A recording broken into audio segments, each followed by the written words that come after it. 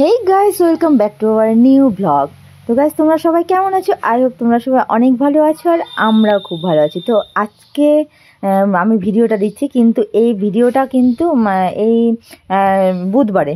তো আমরা চলে গিয়েছিলাম দাদা বৌদিতে বিরিয়ানি খেতে। তো আমরা বলতে আমি, আমার হাজব্যান্ড আর ছেলে গেছিলো। তো ছেলেকে খাওয়ানোর জন্য, আমি কিন্তু খাইনি, কারণ পরের দিন বৃহস্পতিবার ছিল, তাই আমি আর বিরিয়ানি খাইনি।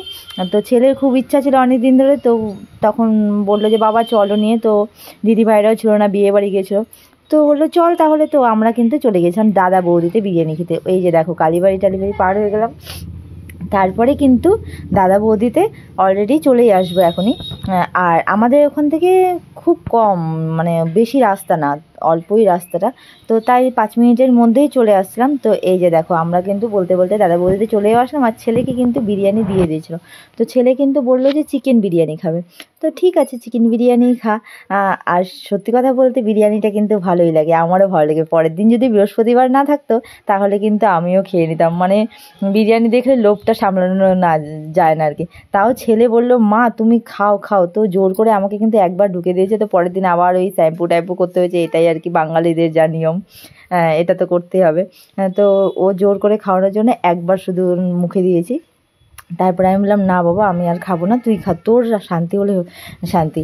এবার ছেলেকে বিরিয়ানি খাওয়ানোর জন্য ছেলে কি বললো তোমরা যদি শোনো তো মানে তোমাদের হাসি পাবে। ও সবাইকে থ্যাংক ইউ বলছে, বাবা মা দুজনকে থ্যাংক ইউ বলছে, আর খেতে খেতে আর কি পাগল হয়েছে।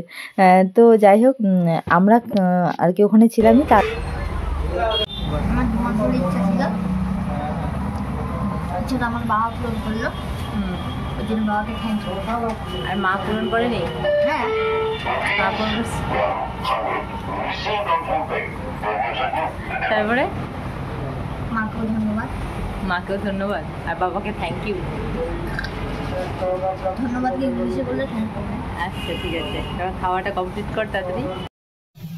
তো তারপরে কিন্তু ছেলের খাওয়া হয়ে গেলে কিন্তু আমরা একটা মিষ্টির দোকানে ঢুকে গেছিলাম। মিষ্টি মানে আমরা বলতে আমি টোটোটা দাঁড় করিয়েছিলাম, আর দাঁড় করে মিষ্টির দোকানে একটু সন্দেশ মিষ্টি নিয়ে কিন্তু বাড়ির উদ্দেশ্যে চলে আসছিলাম। আর ভিডিওটা যদি ভালো লাগে অবশ্যই লাইক কমেন্ট শেয়ার করে দেবেন। হ্যাঁ, সাবস্ক্রাইব করতে ভুলো না। তো টাটা।